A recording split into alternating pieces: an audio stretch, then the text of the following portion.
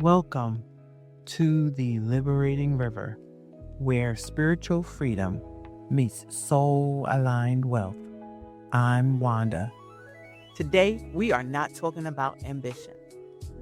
We are not talking about goals. We are not talking about hustle.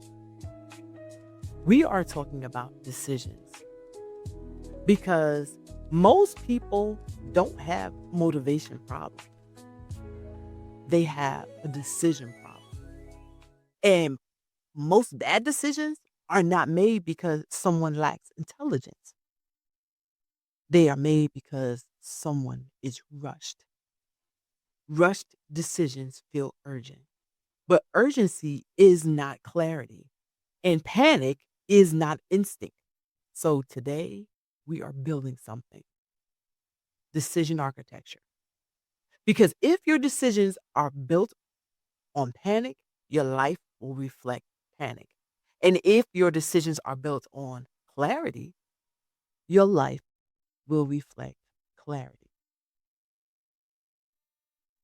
So what's the real problem? The real problem is this. There's a gap between knowing and doing. Let's let's be honest. You are not lazy. You're not incapable. You're not lacking ideas. So why does it sometimes feel like your life is paused while your mind is moving? You read, you learn, you listen, you get clarity. You know what you should be doing. But when it's time to act, fog appears. The path that looked clear suddenly looks complicated, and the decision gets delayed again. This gap between knowing and doing frustrates intelligent people, you and me. This happens because we know better, but knowing is not deciding, and deciding is not acting, and acting is not sustaining. These are different skills. And most people were never taught how to build the bridge between them. So they blame themselves. I've done it. But what I realize is this we would be saying, I should be further along. I should be more disciplined. I should be more focused. But often the real issue isn't discipline, it is decision structure. You are trying to run complex life decisions without a framework. And the brain does not like chaos. So it stalls. This is what psychology calls analysis paralysis. I know you've heard that before. You have too many options, too many unknowns, too many decisions to handle, too many imagined futures, and the brain what? It freezes. Not because you're weak, but because your system is overloaded.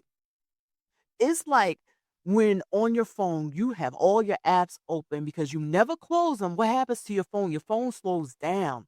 And then you go and call IT, and IT says, well, did you close out some of the apps? Did you close out your apps? Or did you restart your system? It's the same thing. We have to close those windows. We have to close those apps because eventually the system will slow down. Your brain will slow down and you will crash. So, why do we rush decisions? We rush decisions when we feel pressure, whether it's financial pressure, career pressure, relationship pressure, comparison pressure. Your nervous system, you know what it does? It reads that as a threat. And when the brain senses a threat, it switches from growth to what? Survival mode. This is not your personality. This is biology. The amygdala activates. That stress hormone increases inside of you. Your perception narrows, unfortunately. Your thinking becomes immediate instead of strategic. And most importantly, access to your prefrontal cortex weakens. That's the part of your brain responsible for planning, discernment, self control, future thinking. So when someone says, I don't know why I did that, sometimes the answer is simple. They were dysregulated. They weren't deciding, they were reacting. This matters so much because if you do not understand this, you will mistake panic for intuition. But panic is loud, clarity is quiet. Panic demands action. Clarity allows observation. Panic wants relief. Clarity wants alignment. So we need structure, not motivation. Structure. What is decision architecture? I will tell you. Decision architecture is simply this: building a structure for how you make choices instead of deciding emotionally, instead of deciding reactively, instead of deciding randomly. So now you'll be able to decide intentionally. This idea connects something called choice architecture. It was introduced by behavioral economics Richard Thaler. He studied how environments shape decisions. But today, we're going to talk about the internal environment, our mental architecture, because your mind is your first environment. And if your internal environment is chaotic, your external decisions will be chaotic. High functioning systems use structure. Think about it. Insurance companies, they have rules. Government agencies have processes. Hospitals have protocols. Why? Because structure reduces error. Your mind deserves structure too. Decision architecture does not remove intuition, it does not remove it, it protects it. Because intuition works best inside of stability. So, how do we go about this?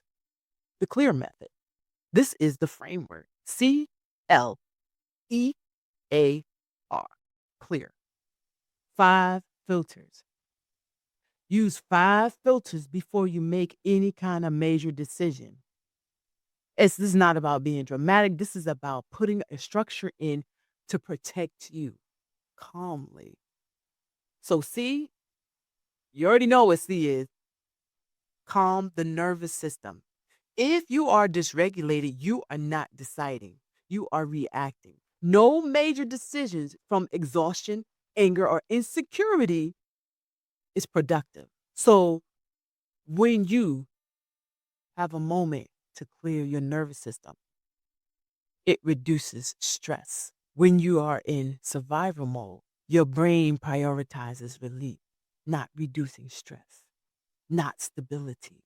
So regulate first, then decide. Go for a walk, breathe, sleep, pause, journal, do something.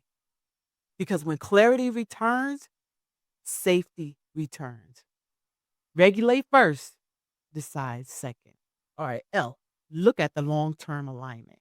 Ask this: will this matter in 6 months, 2 years, 5 years? Or am I trying to relieve a discomfort today?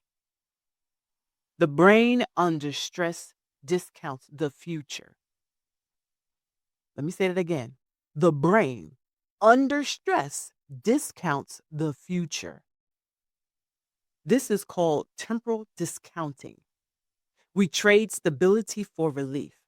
Alignment feels steady, relief feels urgent. They are not the same. E, examine the emotional driver.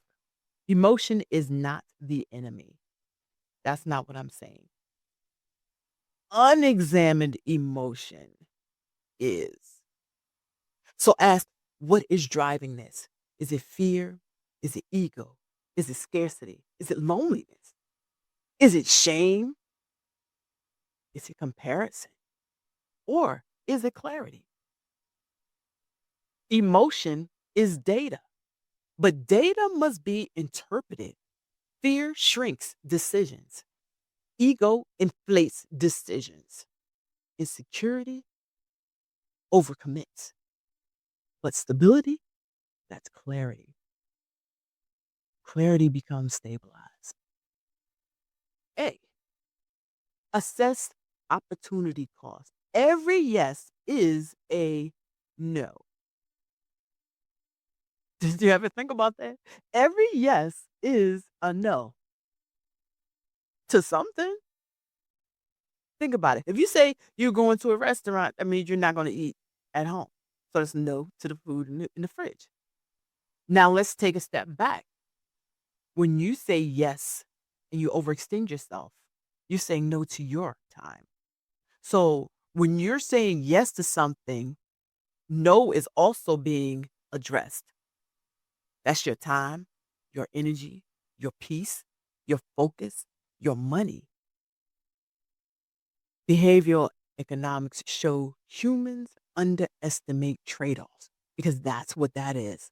When you say yes to something, you're definitely saying no to something. We typically think gain, not cost. So ask if I say yes to this, what gets less of my time? What gets less of me? Architecture requires calculation, not reaction. And R, release, immediate relief. This changes everything. Many poor decisions come from needing relief, not alignment. Relief reduces anxiety. Alignment builds stability. If you cannot wait 24 to 48 hours, you probably should not decide. You are allowed to pause. You are allowed to take a beat. Think about it first. You're allowed to delay your response. That is not weakness, that is leadership. So, how does this affect other aspects of our lives? Money and decision, that always go hand in hand. Money amplifies emotion, panic spending, panic investing, panic saving, panic quitting, panic negotiating. Historically, resources meant safety. That's how we were taught. Resources mean safety, some kind of safety. So money activates immediately survival wiring. Financial decisions made in fear reflect fear. Financial decisions made in calm reflect structure. Again, that's clear. Clear protects your money, your energy, your future. You know what I also realized? Slow is strategic. Slow is really strategic. Speed is not strength. I don't know how we got that twisted. Speed is not strength. Urgency is often insecurity wearing a deadline. Most regret comes from reacting too quickly. Did you know that? Most regret comes from reacting too quickly.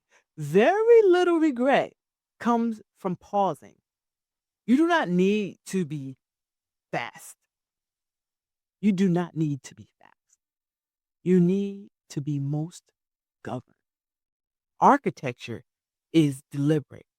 Architecture provides you that structure. I'm going to say it again. You are not behind. You are integrating. You are relearning, and it takes time. Decision making is not about confidence, it is about structure. Confidence fluctuates. It does. Look over your life. Confidence fluctuates, but structure protects peace. You do not need louder goals. You do not need clearer thinking. Your thinking's fine. You do not need urgency. You need architecture. Just think about it in clear. When you think clear, think calm. Look at it, examine it, assess it, release it. Use that framework, that architecture. I'm going to tell you this, not for perfection. Please don't do it for perfection. Just consistently.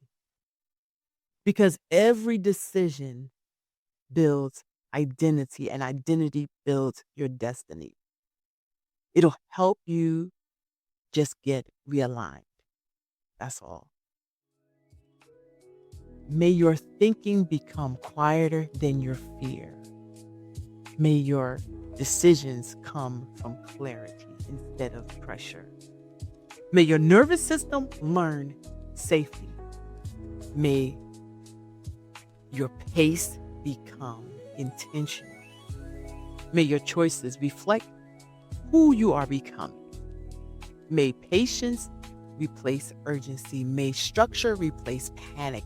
May wisdom guide what emotion begins. And may you trust yourself enough to pause before you proceed. Until next time, keep flowing in freedom.